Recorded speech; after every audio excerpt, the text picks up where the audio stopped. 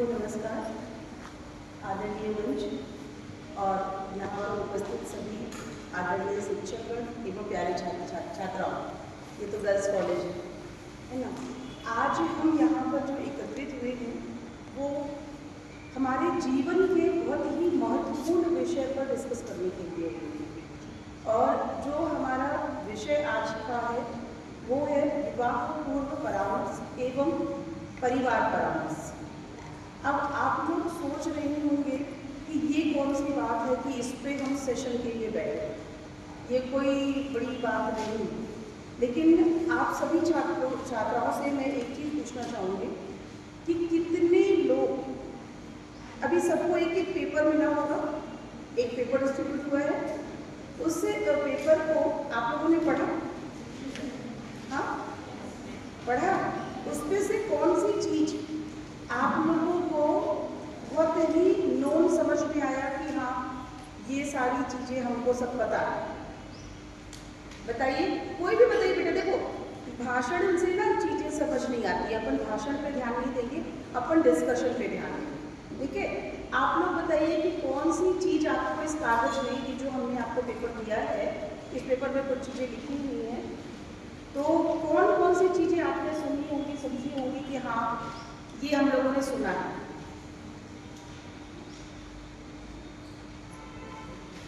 सुने समझे? चलिए, अब उसको थोड़ा सा आप लोग ध्यान रखिएगा। मैं आपको आज के टॉपिक में विवाह पूर्व परामर्श होता क्या है, क्यों इसकी बात आई है, एक एनजीओ इसके लिए इतना काम क्यों कर रहा है। जैसा कि सर ने आपको भी बताया ही है कि ये एक रिसर्च है, ये फैक्चुअल रिसर्च है, ये समाजशास्त्रीय अध्ययन है, जिसके आधार पर ये सेशन स्टार्ट हुआ है और ये अवधारणा जो आई है वो। तो आप लोगों ने विवाह सुना है, परिवार सुना है ना। क्या होता है विवाह और परिवार? सभी देखिए, अगर आप सोशियोलॉजी की डेफिनेशन में नहीं बता सकते हो तो एक सामान्य तो परिवार से ही आए हो ना। विवाह देखते हो, बताओ कि विवाह और परिवार क्या होता है, बताइए कोई भी।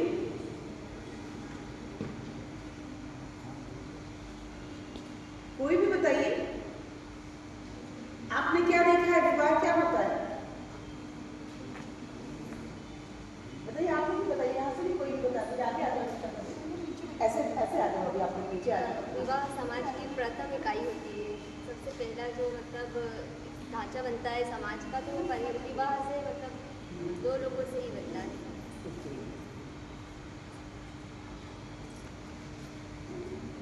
तो विवाह दो लोगों से मिलकर बनने वाली एक इकाई है, और इन्होंने बहुत अच्छे से बोला कि ये समाज की प्रथम इकाई है। अब इन्होंने समाज की प्रथम इकाई क्यों बोला इसको?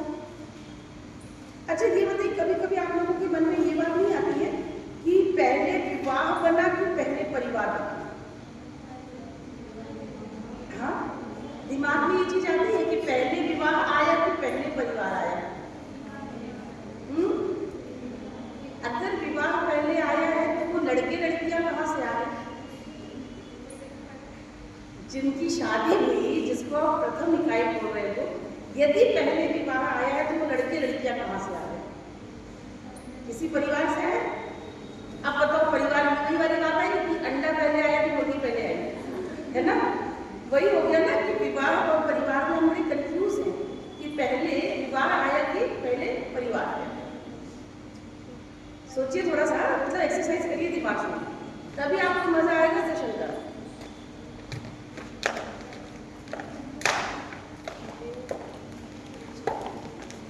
चलिए अपन इसको छोड़ देते हैं। जैसे अंडा और मुर्गी का प्रश्न हमारा अभी तक अनुत्तरित है, वैसे ही विवाह और परिवार आप लोगों के लिए मैंने छोड़ दिया है कि आप लोग देखिए कि विवाह और परिवार में क्या पहले आया है, क्या बाद में आया है। अब बात आती है कि हमने इस कॉन्सेप्ट में ये सेशन करना जो स्टार्ट किया है वो क्यों किया है, ठीक है ना, वो क्यों किया है। आप भारतीय समाज की बात करेंगे तो भारतीय समाज में हम विवाह को बहुत ही महत्वपूर्ण मानते हैं। हम क्या मानते हैं कि भारतीय समाज में जो विवाह है वो एक धार्मिक संस्कार होता है। दो व्यक्तियों का मिलन होता है जिसमें एक पुरुष और एक महिला होना आवश्यक है। विवाह के लिए बहुत बड़ी बात है कि एक महिला और एक पुरुष के बीच का ही जो विवाह है वो विवाह माना जाता है और इसके भी कुछ उद्देश्य बताए गए हैं। उन उद्देश्यों में सबसे पहले क्या बोला गया है? क्या बोला गया सबसे पहले? अच्छा, विवाह क्यों करते हैं दो लोग बताओ? हाँ, वेरी गुड। विवाह से परिवार आगे बढ़ता है क्योंकि स्त्री और पुरुष के बीच में संबंध बनेंगे। उस संबंधों को वैधानिकता प्रदान करने के लिए, क्यों? क्योंकि प्रजनन के लिए हमें जब संतति आगे चाहिए तो उसके लिए एक महिला और पुरुष का साथ में होना जरूरी है और उस संबंधों को वैधानिकता प्रदान करने के लिए विवाह है। और साथ ही साथ हमारे यहाँ कहा जाता है कि कुछ गृहस्थ जीवन के नियम हैं, जो संस्कार हैं, उनको पूरा करने के लिए, कर्तव्य है, उनको पूरा करने के लिए हम विवाह जैसी संस्था में प्रवेश करते हैं। और जब हम विवाह में प्रवेश करते हैं तो पहले हम किसी दूसरे परिवार के सदस्य हुआ करते हैं और विवाह के पश्चात हम एक नवीन परिवार के सदस्य बन जाते हैं और खुद भी कभी कभी खुद ही परिवार का निर्माण करने लगते हैं। यही विवाह है ना। अब हम जब बात करें कि ये सारी चीज़ें चलती रहती हैं तो ये तो जन्मों जन्मांतर से चला आ रहा है, पीढ़ियों से चला आ रहा है, सदियों से चला आ रहा है। मैडम आप क्यों आ गए हमारे कॉलेज में नहीं जाने? पूरा समाजशास्त्र विभाग उनको विवाह परिवार नातेदारी पढ़ा रहा है, आप भी आगे नहीं पढ़ाना। ऐसा लग रहा होगा ना, फिर वही क्लास चालू होगी। ऐसा नहीं है। अपन यहाँ पर इसलिए आए हैं क्योंकि वर्तमान में आज की जो मैंने उसको नया नाम दिया है new generation family. New generation family मैंने इसलिए नाम दिया है क्योंकि nuclear family, house hold, joint family, जितनी भी हमने फैमिलीज पढ़ी है समाजशास्त्र में, अब उससे हटके हमारे पास वर्तमान में फैमिली का कॉन्सेप्ट आ गया है। आप लोग कोई बताएंगे कि न्यू जनरेशन फैमिली का जो कॉन्सेप्ट मैंने दिया है उसमें क्या हो सकता है? कोई भी बता सकते हैं, आप लोग भी बता सकते हैं कि न्यू जनरेशन फैमिली में किस चीज को मैंने लिया होगा?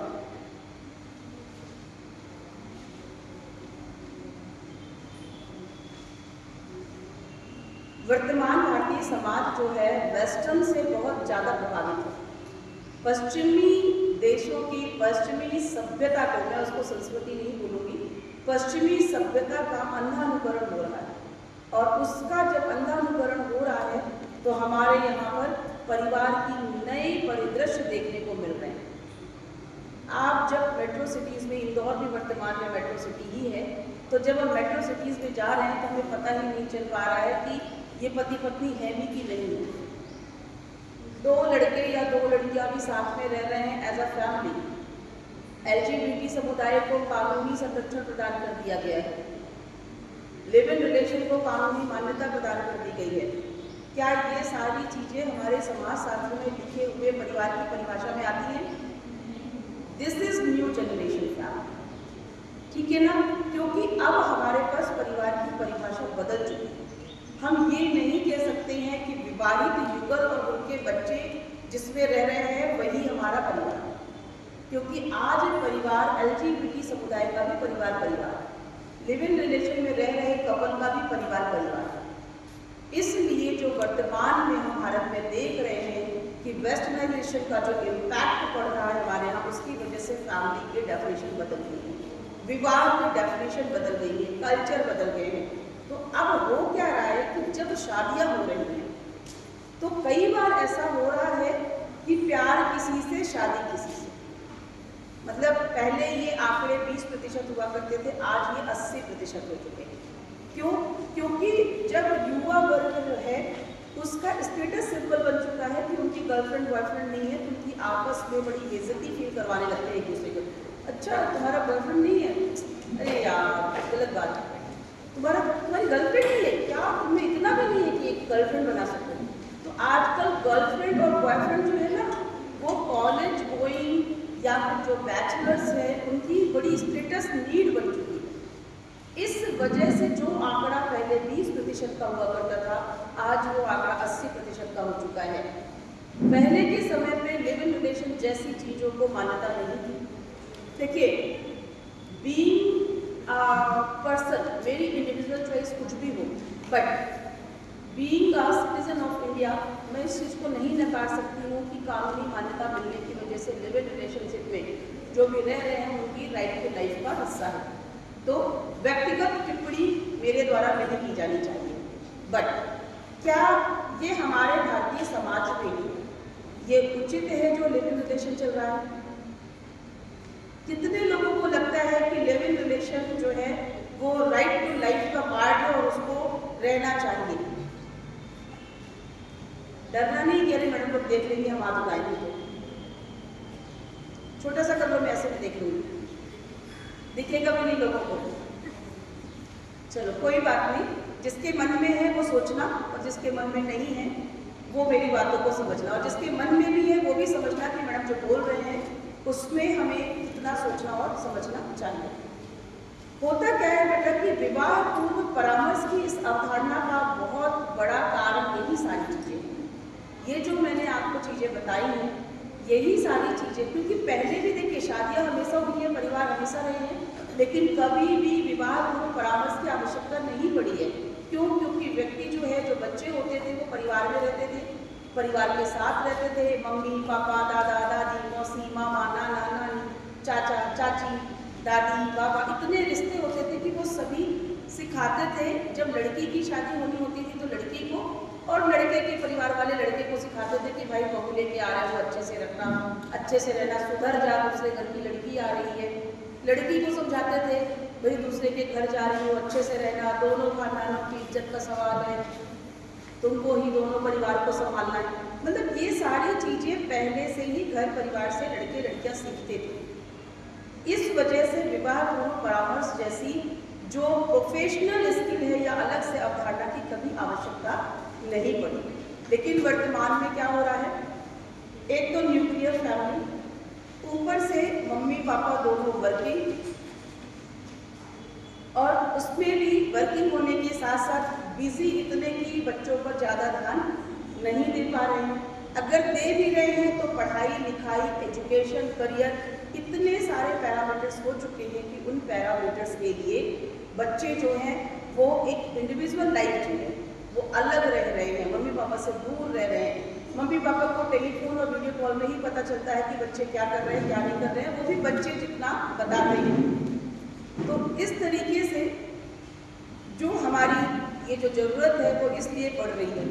बच्चों को लग रहा है कि मैडम तो ज़बरदस्ती हमको समझाने आ गई।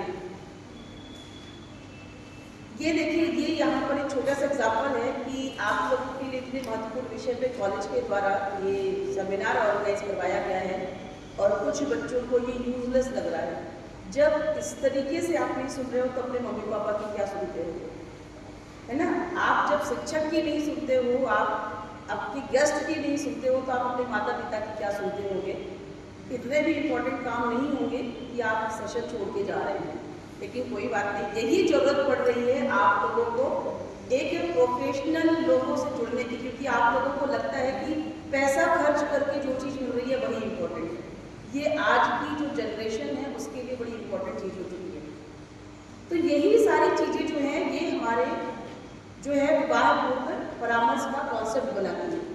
अब आप लोग मुझे ये बताइएगा कि आप जब ये सारी चीज़ें हम कर रहे होते हैं, शादी में जा रहे होते हैं, तो लड़ाइयाँ किस किस चीज़ों पर होती हैं?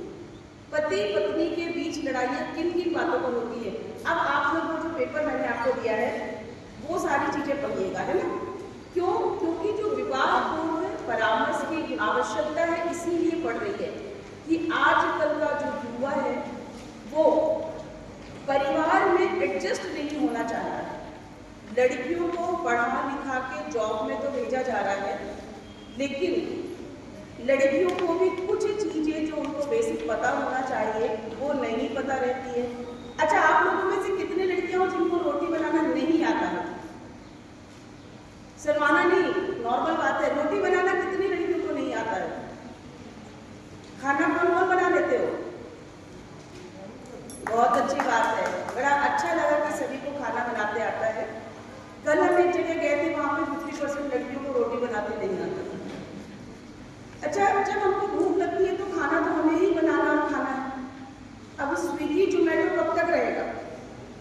रहेगा तो कितने दिन हम ऐसे जंक फूड खा के जी पाएंगे? नहीं जी पाएंगे ना। तो खाना बनाना लड़के हो चाहे लड़कियां हो सभी के लिए बहुत जरूरी है। लड़के हो या लड़कियां हो, खाना बनाते सबको आना चाहिए। आज की वर्किंग लाइफ में हस्बैंड वाइफ दोनों वर्किंग होते हैं और लड़ाइयाँ कैसे होती हैं? लड़की भी काम करके आ रही है, लड़का भी काम करके आ रहा है, लेकिन लड़की आएगी तो उसको घर का पूरा काम करना है और लड़का आएगा तो वो आराम करेगा क्योंकि बहुत थका हुआ है।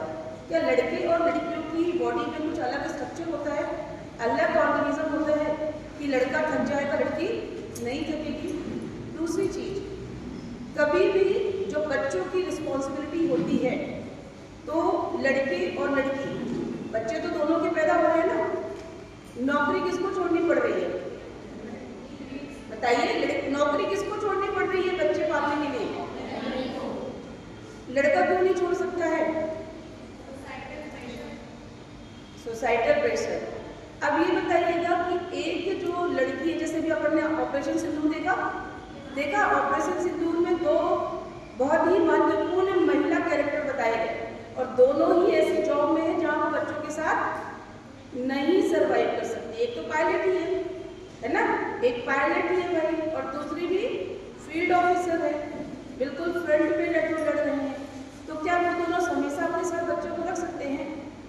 अगर उन देखिए किसी प्रकार की, उन दोनों का नाम ना लेते हुए हम कहते हैं दो कोई बहुत बड़ी ऐसी ऑफिसर है जो कि फौज में है, बॉर्डर में पोस्टेड है और उनके पति टीचर हैं, उनके पति टीचर हैं या फिर बैंक में एक सेटल्ड जॉब में है जो 10 से 6 का है। अब ऐसे में बच्चे किसके पास रहने चाहिए? बच्चे किसके पास रहने चाहिए? दादा दादी के पास। ये बहुत अच्छा है। किसने भी बोला? जिसने भी बोला प्लीज खड़े होइए, बहुत अच्छी बात है ना, आप डरिए नहीं। अब दादा दादी के पास जब बोले बैठ जाइए, तो बताइए जब मम्मी और पापा दोनों नौकरी में हैं तो दादा दादी मतलब पिता के ऊपर कोई जवाबदारी नहीं। भाई पिता टीचर है ना, एक सेटल्ड अच्छा खासा पैसा भी कमा रहे हैं, 10 से 6 की नौकरी भी है, उसके अलावा उनके पास ऐसा कोई प्रेशर नहीं है। रात में वो घर आ रहे हैं, वो बच्चे क्यों नहीं संभाल सकते? इसका अपोजिट हम कर देते हैं, मम्मी बैंक में जॉब कर रही है, मम्मी टीचर है, पापा फौज में है, बच्चे किसके पास रहेंगे? अब मम्मी के पास। यही तो दिक्कत है, मतलब मम्मी यहाँ पर है तो मम्मी के पास रहेंगे और मम्मी बॉर्डर में है तो बच्चे दादा दादी के पास। पापा क्या कर रहे हैं? पापा की कोई जवाबदारी है बच्चों के प्रति? वेरी गुड, तालियां। देखिए यही है, जैसा उन्होंने बोला कि उनके हस्बैंड संभालते हैं, वो अगर ड्यूटी पे या कॉलेज आती हैं तो यही एडजस्टमेंट जरूरी है। ये जो विवाह पूर्व परामर्श और विवाह पश्चात परामर्श की बात हो रही है ना, वो बस कपल में यही चीजें लाना है कि लड़कियों को भी अपनी जवाबदारी निभानी है। जो रील आप देखते हो, एक रील मैं आप लोगों को दिखाती हूँ, अच्छा उसको मैं बाद में दिखाऊंगी जब उस कॉन्सेप्ट पे अपन आते हैं, ठीक है ना। तो जो रील है, अब ये बताइए आप लोग मैरिज के बारे में क्या सोचते हो? जो मूवीज में देखते हो ना, भाई प्री वेडिंग फोटो शूट होता है, बढ़िया बढ़िया प्री वेडिंग फोटो शूट करवाएंगे, फिर उसके बाद हम कहाँ अपने इंदौर में कौन सा है सबसे अच्छा destination pre wedding photo shoot का? गुलावट है ना, बढ़िया बढ़िया कितनी फोटो शूट देखे हो? गुलावट और भी बहुत सारी चीजें होगी, मैंने तो झील का ज्यादा देखा है, गुलावट का बड़े सुंदर सुंदर फूल झूला झूलते हुए लड़कियां है ना, पीछे से पेड़ और गायब हो जाते हैं, वो गिटार बजाते हुए, है ना, ऐसे रहते हैं ना फोटो। अच्छा ये बताओ, ऐसी फोटो हुई और साल भर में डिवोर्स हो गया, मतलब अभी फोटो शूट हुई, फेसबुक पे डाले, इंस्टा में डाले, यूट्यूब में डाले, खूब सोशल मीडिया में हमने अपना किया, शादी में अपन पहुँचते हैं और शादी में क्या होता है कि वही जो फोटो शूट हुआ था वही वीडियो चल रहा होता है, जो लड़की होती है वो बढ़िया वेस्टर्न ड्रेसेस भी पहनी होती है, कई बार डीप नेक के भी पहनी होती है, कई बार अपने हस्बैंड को किस करते हुए भी फोटो होते हैं, वीडियो होते हैं, तो सारे रिश्तेदार देखते हैं। अब शादी के बाद मुंह दिखाई की रस्म बची ही नहीं, बची मुंह दिखाई की रस्म। अब फिर लड़की को ससुराल वाले बोले कि देखो घर परिवार वाले आए, इतना घूंघट,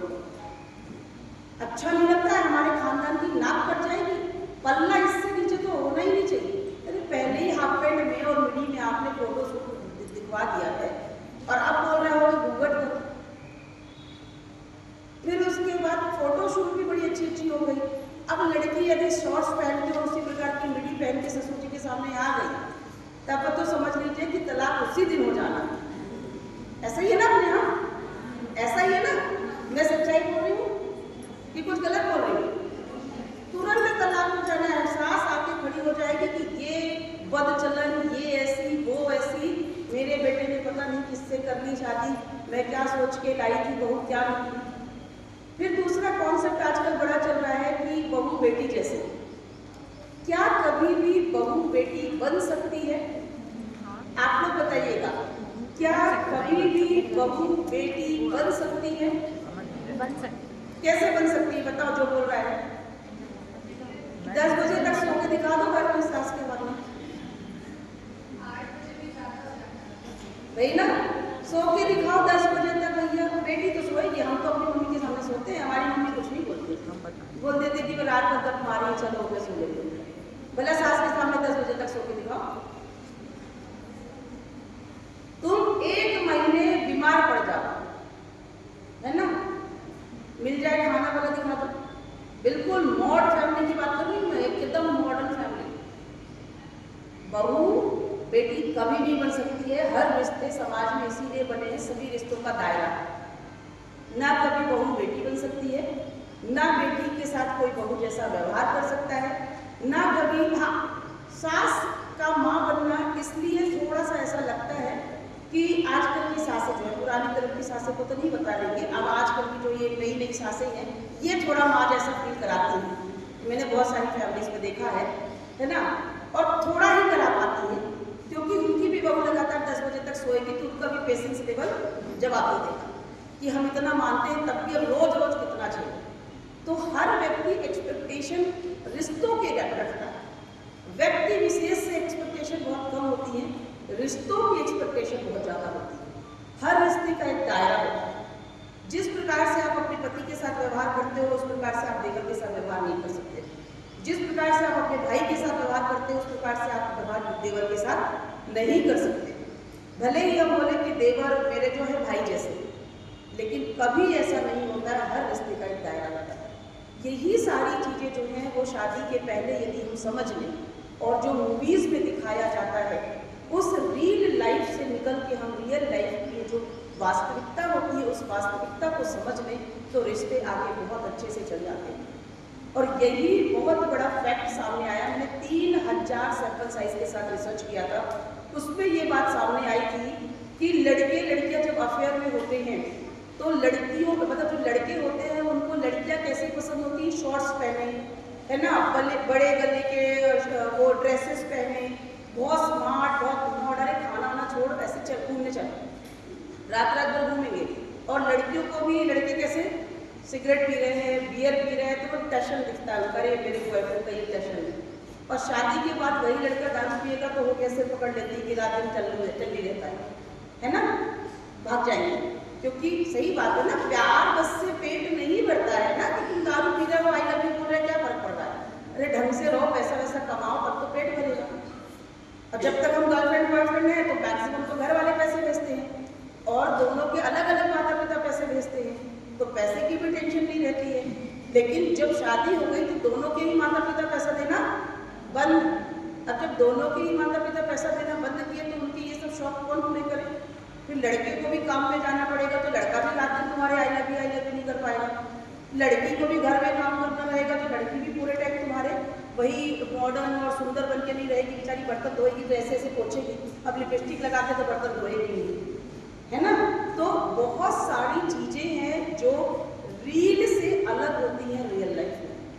ऐसी कौन सी मूवीज तुमने देखी है जिसमें शादी के बाद का पार्ट दिखाया गया है? कोई मूवी देखी है जिसमें शादी के बाद का पार्ट दिखाया गया है? हाँ, क्या दिखाया गया उसमें?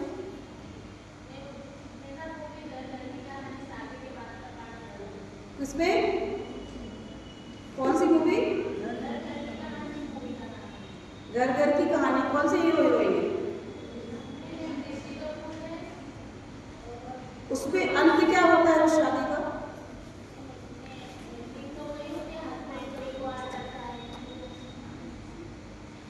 बच्चों की शादी के बाद का दिखाया है। शादी के बाद की आपने 1-2 मूवीज अगर देखी है तो एक तो साथिया है ना, रानी मुखर्जी और कौन सा भी हीरो था, विवेक ओबेरॉय, जिसमें दोनों के बीच में लड़ाई हो जाती है ना। काकी दिखाया गया है, खप्पड़ भी है जिसमें महिला बेचारी, फिर एक कौन सी है, बस ऐसा कुछ है ना, मिसेस करते जो भी है, मतलब सब में दुख दिखाया गया है। और जो इसमें एंडिंग खुशनुमा हुई है मूवीज में, वो बताओ। हर मूवी में जब हीरो हीरोइन मिल जाते हैं खुशनुमा, कौन सी मूवी, सारी मूवी ऐसी ना, एक दो मूवी बताना जिसमें खुशनुमा एंडिंग हुई है, हीरो हीरोइन की शादी हो जाती है।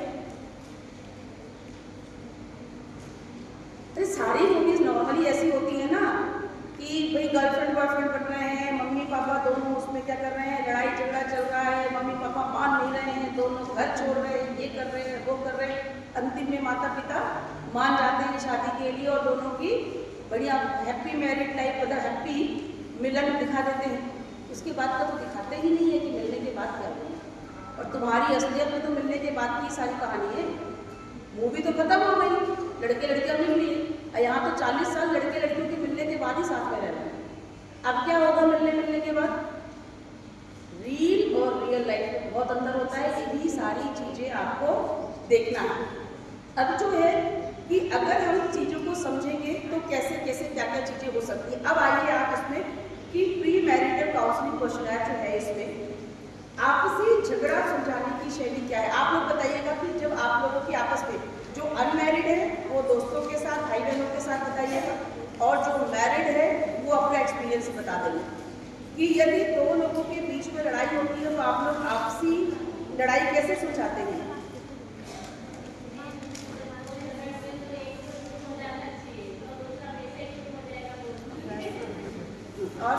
और बताइए मैरिड कपल बता दो भाई, मत शर्माओ। और कोई है मैरिड कपल? अच्छा, अपने मम्मी पापा का सोच के बता दो कि मम्मी पापा कैसे अपना झगड़ा सुलझाते हैं। बात नहीं करते? ओके।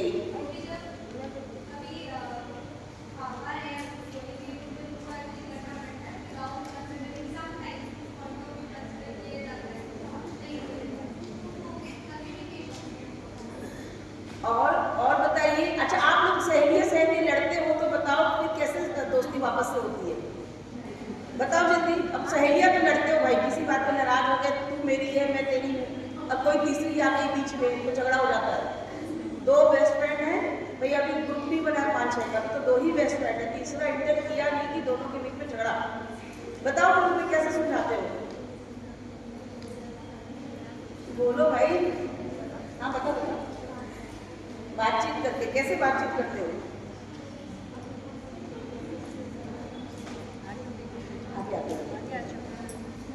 ये बता रही है, हाँ ये बता रही है कि कैसे सुलझाती है। हम आपस में कम्युनिकेट करते हैं कि मिसअंडरस्टैंडिंग हो गई थी, इसकी वजह से ऐसा, फिर अपना अपना पॉइंट बताते हैं कि वो बात स्टार्टिंग से बताते हैं कि ऐसा हुआ था, तो इसमें तुम्हारी गलती थी, इसमें मेरी गलती थी, हम अपनी गलती मानते हैं, वो अपनी गलती एक्सेप्ट करते हैं, तो ऐसे हो जाता है। Very good. This is communication and conflict. संवाद शैली जो है, झगड़ा सुलझाने की जो संवाद शैली है, इसी को हम बोलते हैं। कैसे कि अगर किसी भी दो लोगों के बीच में झगड़ा हुआ है, हम उस झगड़े को खत्म करने के लिए चिल्ला चोट करके नहीं सुलझाएं, हम उसको क्या करें, हम उसे आपसी बात करके सुलझा सकते हैं कि ऐसा नहीं, ऐसा होना चाहिए, ये जो है इस प्रकार से थोड़ा सा गलत हो रहा है। अपना पॉइंट ऑफ व्यू रखिए, है ना।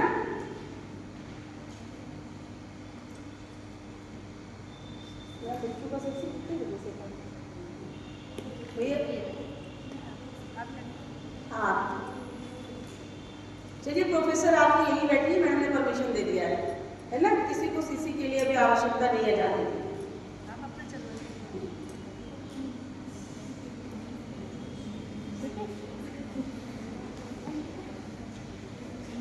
तो आप लोग जब अपने झगड़े, अब जैसे देखो अभी बहुत सिंपल सी बात है, हो सकता है आप लोगों को अभी मेरी बातों की इम्पोर्टेंस समझ में नहीं आ रही होगी बेटा, लेकिन आपको तब समझ में आएगी ये सारी बातें जब आप देखोगे कि हाँ ये सब हम करते, ऐसा नहीं करते, तो ये झगड़े जो है वो सुलझ जाते हैं ना। तो हम किसी भी प्रकार से अपने झगड़ों को बहुत आराम से सुलझा सकते हैं, उनको यदि हम आपसी बात कर लें तो। लड़ाई के नियम, अब आप सोचोगे कि लड़ाई के भी नियम होते हैं, किन बातों पे लड़ना है, किन बातों पे नहीं लड़ना है। ये कैसे डिसाइड करेंगे? ये लड़ाई का नियम होता है, किन बातों पे लड़ना है, किन पे नहीं लड़ना है, किन बातों को इग्नोर करना है, किस प्रकार से झगड़ा करना है और कहाँ पर झगड़े को खत्म कर देना है। ये होते हैं लड़ाई के नियम जो आपको खुद बनाने रहते हैं। आप लोग बताओ कि कितने लोग ऐसे हो जो इस प्रकार की चीजें दिमाग पे रखते हो कि अगर इससे ज्यादा झगड़ा बढ़ने लग गया है तो यहीं पे खत्म कर दो। Very good. कैसे करते हो, कैसे दिमाग में लाते हो कि अब बस अब इसके बाद रुक जाना है?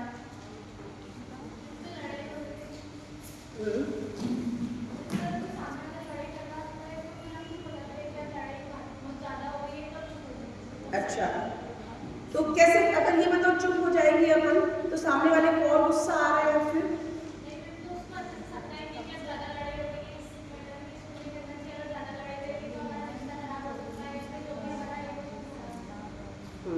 चलो ठीक है, वेरी गुड। और अगर ये बताओ कि अगर बहुत सारा झगड़ा हो रहा है दो लोग में और बिल्कुल चिल्ला चिल्ला भी हो रहा है, बहुत गंदे टाइप वाला झगड़ा हो रहा है, बहुत गंदे टाइप वाला, तो वो झगड़ा कहाँ तक पहुंच जाता है बताओ? मारने तक ना, मारने तक पहुंच जाता है। आप लोग आपस में एक को बाल बाल पकड़ के कर लेते हो? करते हो? सेपरेट कहते हैं, बाल पकड़ के हिला हिला, कैसा होता है झगड़ा? लेकिन एक बात तो, पति पत्नी के बीच में झगड़ा वहां तक कैसे पहुंच जाता है? पति पत्नी के बीच में पति क्यों मारने लगता है? हाँ,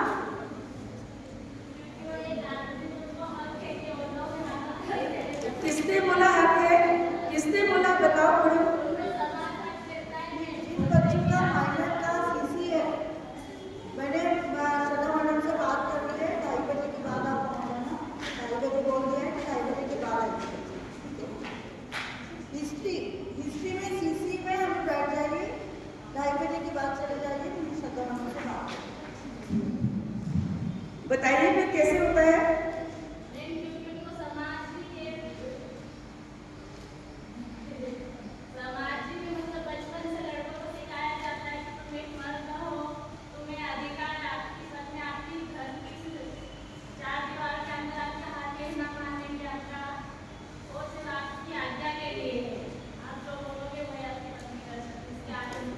नहीं कर सकती है ना, इसलिए उनको मारने का अधिकार समाज में। ओके, आप लोग कितने सहमत हो इस बातों से? यहाँ पर कुछ लड़के भी है, प्लीज आप लोग बताइए कि आप लोग इन बातों से कितना सहमत है कि लड़कों को अधिकार है अपनी पत्नी को मारने का? पूरी तरीके से असहमत है। अब आप अपना पॉइंट ऑफ व्यू बताइए कि आप असहमत हैं। तो पहली बार ताली बजा दो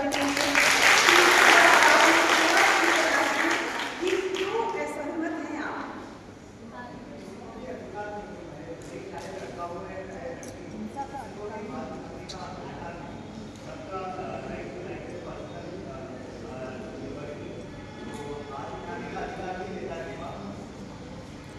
तो फिर सर कैसे झगड़ा सुलझेगा? यदि मतलब आप, चलिए आप ही बताइए कि आप और आपकी पत्नी हैं, दोनों के बीच में झगड़ा बढ़ गया है। जस्ट इमेजिन, मुझे नहीं पता है कि आप मैरिड हैं कि नहीं, लेकिन जस्ट इमेजिन आपकी पत्नी है और झगड़ा बढ़ गया है, तो ऐसे में झगड़े को सुलझाने में आप क्या करेंगे?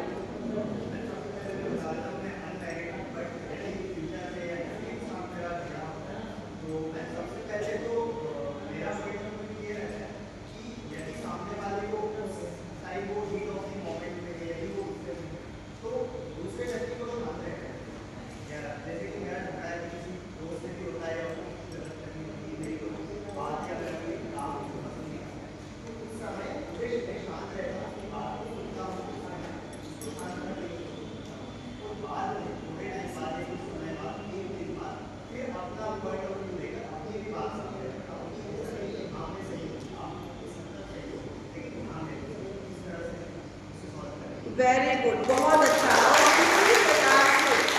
इसी प्रकार से झगड़े को सुलझाया जा सकता है कि उस समय हम, मतलब देखिए, चिल्लाने की बजाय हम बात करने का तरीका बदल सकते हैं। हम चिल्ला के बोले चलो हटा दो, तुमसे बहस करके कोई फर्क नहीं पड़ता, कोई फर्क नहीं होगा, लेकिन उस समय ये भी कर सकते हैं ना कि अभी आप गुस्से में हो, अभी नहीं, अपन बाद में बात करेंगे, ठीक है ना? अगर सामने वाला नहीं सुन सुन रहा है, झगड़ा करना ही चाह रहा है, तो उसको बोल सकते हैं ना, उसे इग्नोर करने की बजाय उसको हम प्यार से समझा दें कि अभी तुम बहुत गुस्से में हो, शांत हो जाओ, ठंडे मन से अपन बैठ के बात करेंगे इस बात पे। तो सामने वाले को भी लगेगा कि हाँ ये गुस्सा नहीं, अभी अपन को भी गुस्सा आ रहा है उसकी बातों से, लेकिन चूंकि अपन को झगड़ा शांत करना है तो हम वहाँ पर इस तरीके से बातों को कम करके और अपने पॉइंट ऑफ व्यू को रखना बहुत जरूरी है। तभी सामने वाले को पता चलेगा कि हमारी एक्सपेक्टेशन क्या है, तो उसको हम बाद में बता दें अच्छे दिमाग से, शांत मन से कि उस दिन तुमने ऐसा व्यवहार किया था, वो व्यवहार मुझे अच्छा नहीं लगा था, मुझे हर्ट हुआ था, तो इसलिए, ठीक है ना। तो ऐसी चीज़ें करके हम चीज़ों को खत्म कर सकते हैं। उसके नियम मतलब ये कि आप अपने हिसाब से कोई भी अपना नियम बना सकते हैं। नेक्स्ट आपका है इसमें पैसों को लेकर आपका स्वभाव। ये बताओ आप लोगों के लिए पैसा कितना इंपॉर्टेंट है, किस प्रकार से कितना इंपॉर्टेंट है पैसा। कुछ लोग होते हैं कि देखो भैया पति दिखने में कैसा भी हो, दारू पी रहा है, क्या कर रहा है, मुझे फर्क नहीं पड़ता है, वो तो बढ़िया बंगला गाड़ी होनी चाहिए, अपन तो खुश है। कुछ लोग होते हैं कि नहीं, कम खाएंगे लेकिन अच्छे से रहेंगे, हमको सुकून चाहिए। कुछ लोग होते हैं कि थोड़ा इधर भी थोड़ा इधर भी, जैसा भी है, किस प्रकार का स्वभाव है पैसों को लेकर, बहुत खर्चीला है, बहुत बचत वाला है, क्या सोचते हैं पैसों को लेकर। क्योंकि लड़ाई का बहुत बड़ा कारण यही होता है। अच्छा, आप लोगों में से कितने लोग हैं जो प्री वेडिंग फोटोशूट करवाने के इच्छुक है, और आजकल जो मूवीज में दिखाया जाता है, और आजकल बहुत बड़ी बड़ी शादियां चलती हैं जिसमें वो धुआं निकलता रहता है, धुआं में लड़की आ रही है, फिर उसके बाद वो सैया भय टल रही, ऐसा पता नहीं क्या क्या कि मैं तो सैया के पास चली, ऐसे डांस करते हुए भी लड़कियां शादी में जाती हैं। कितनी लड़कियां इस प्रकार की शादी सोचती हैं कि हमारी शादी में ऐसा होना चाहिए, है ना। मुझे साथ जब अपनी घर जाना है, बड़ा ऐसे करते करते आती है, मतलब सामने दूल्हा बैठा है, अब वो लगी कभी ऊपर वाला हुआ नहीं है, लगी है बिल्कुल। कौन कौन इमेजिन करता है कि हमारी शादी में भी ये सब होना चाहिए। अब सोचती भी होगी तो सोची कि बहुत ऑर्थोडॉक्स मैडम आ गई, बेचारी हाँ भी नहीं कर पा रही बेचारी लड़कियाँ। फिर मत चिंता करो, अब ठीक है, उम्र के सब देखो बहुत बुढ़ी तो नहीं हूँ, लेकिन 44 ईयर्स की हूँ, लेकिन फिर भी मेरे विचार थोड़ा सा इस जो अभी जनजीज जनरेशन की ये जो बड़ी ऊंचाई वाली चीज़ें हैं उसमें नहीं मैच कर पा रही है। बहुत कोशिश करती हूँ मैच करने की, बट नहीं कर पा रहे हैं यहाँ पर, क्योंकि मुझे ऐसा लगता है कि विवाह एक संस्कार है, और इसके जो संस्कार हैं, अगर आप उन रिचुअल्स को नहीं पूरे कर रहे हो तो आपका विवाह फिर विवाह जैसा नहीं रहता है। आप बताओ, पहले हल्दी होती थी, किसी ने पुराने मतलब 10-12 साल पहले की शादी देखी है, उसमें हल्दी का फंक्शन कैसे हुआ करता था, हल्दी मेहंदी का फंक्शन कैसे होता था।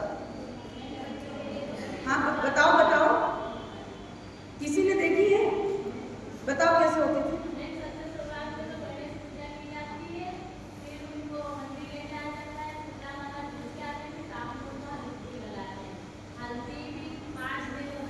है ना, 5 दिनों तक चलती है। और कैसे होती, कहाँ पर होती है हल्दी, घर पे कहाँ पर बैठा के हल्दी चढ़ती है, मंडप में, है ना, जो बाद में मंडप बनता है शादी का, वहीं पर बैठाया जाता है।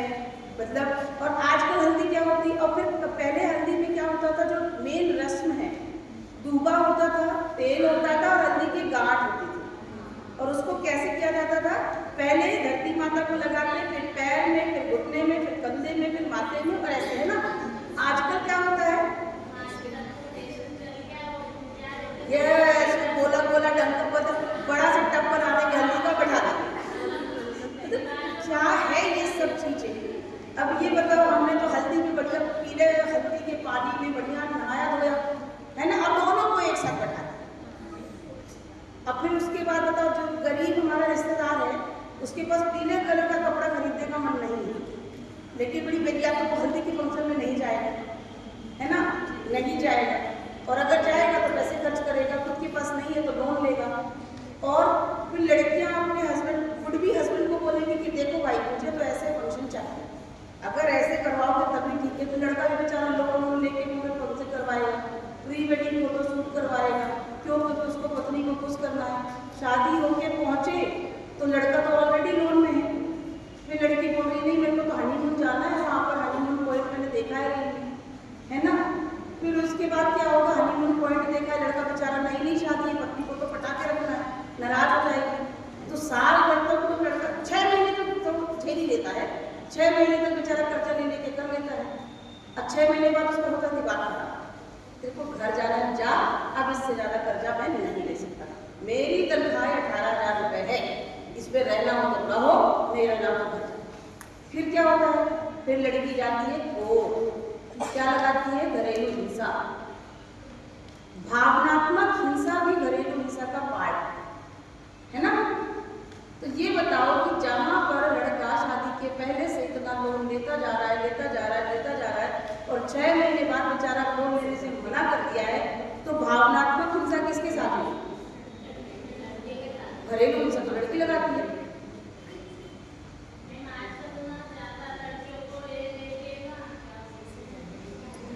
नहीं, मैं आपसे सहमत नहीं हूँ बेटा, मैं आपसे बिल्कुल सहमत नहीं हूँ, क्योंकि अभी इसका दूसरा पक्ष भी मैं आपको बताऊंगी ना।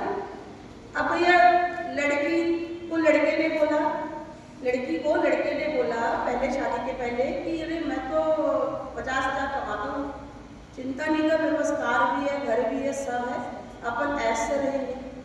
शादी हो के लड़की जा रही है, पता चल रहा है लड़का तो कहीं पर किसी की गाड़ी चलाता था, उसी की गाड़ी लेके आ जाता था आपको घुमाने। फिर अब लड़की बड़ी परेशान, और फिर लड़का मान रहा है कि देखो रहना तो पड़ेगा ही तुमको, कहीं जा भी नहीं सकती, और रोज रात में आऊँगा और दूंगा, चुपचाप खाना बना इसीलिए लेके आया हूँ। अब क्या हुआ, मतलब ये है कि किसी प्रकार की बातें हो सकती है, इसलिए पैसा जो है, पैसे के प्रति आपका क्या व्यवहार है, यदि शादी के पहले लड़के और लड़कियों के बीच में वो क्लियर हो जाता है तो बाद के जो लड़ाई झगड़े हैं वो बंद हो जाते हैं। हाँ बोलिए।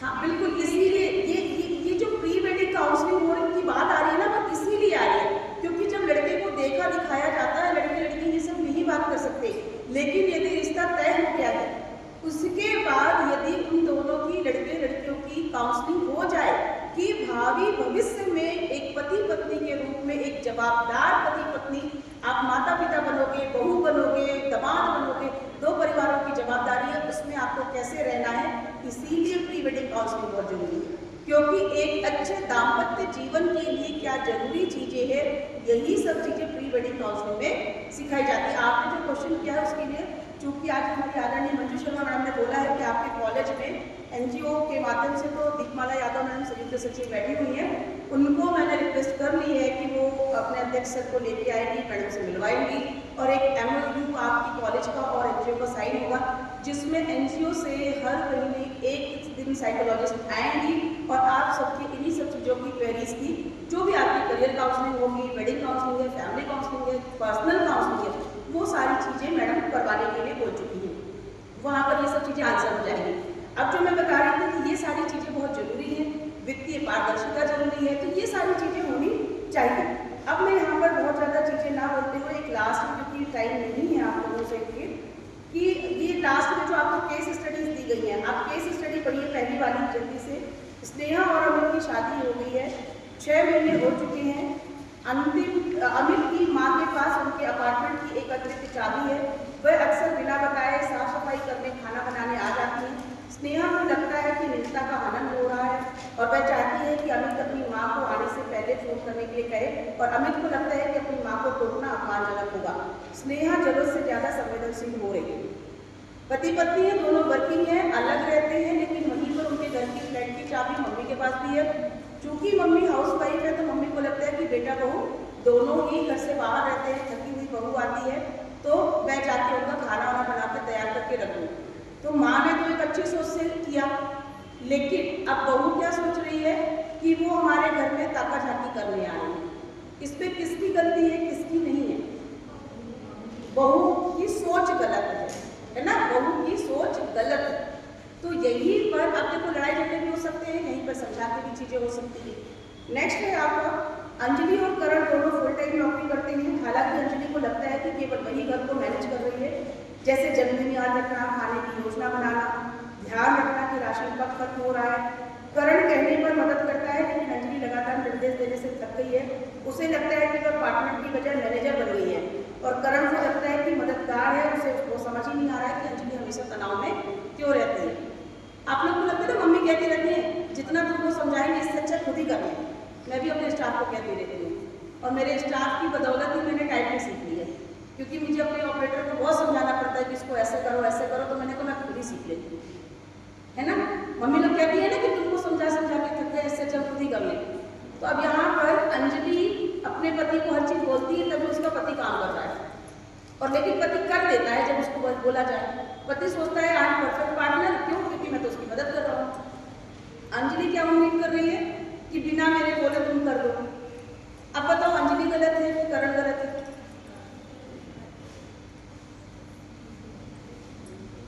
अगर कहा जाए तो दोनों में से कोई गलत नहीं है ना, क्योंकि वो अपनी जगह पे बहुत ज़्यादा काम कर करके थक गई है और लड़के को लग रहा है कि मैं तो कर रहा हूँ, आई एम परफेक्ट, जितना बोलोगे उतना करूँगा। तो यही सारी चीज़ें जो हैं आपकी जब बातचीत होती है और आपको बड़े समझाते हैं कि इस प्रकार से परिवार में रहो, ऐसे नहीं करो, इस तरीके से परिवार अच्छे से चल सकता है, तो आपके बहुत अच्छे दाम्पत्य जीवन जी सकते हैं। और यही रीज़न है कि pre wedding counselling new generation family के लिए बहुत इंपॉर्टेंट होती है, प्लस फैमिली काउंसलिंग भी, क्योंकि जब हम नई नई शादी में जाते हैं ऐसे समय पर अगर हमें हमारे ससुराल वाले समझाएंगे तो क्या लगेगा, बहुत इंटरफेयर कर रहे हैं, जबकि पहले भी ससुराल वाले समझाते थे। माँ लोग समझाएंगे तो आजकल क्या लगने लगता है लड़कों को कि इसकी माँ बहुत ज़्यादा हस्तक्षेप करती है, मेरा घर बर्बाद करनी पड़ी है। कुछ केस में देखने को भी मिलता है कि लड़कियां हर छोटी छोटी बातें अपनी मम्मी को फ़ोन में बताती हैं, हर छोटी बात, जबकि ये लड़कियों को खुद तय करना चाहिए कि शादी के बाद हम जिस घर में गए हैं उस घर को हमें अपनाना है, तो हमें इस घर को अपना मानते हुए कौन सी बात अपने मायके में बतानी है या नहीं बतानी है।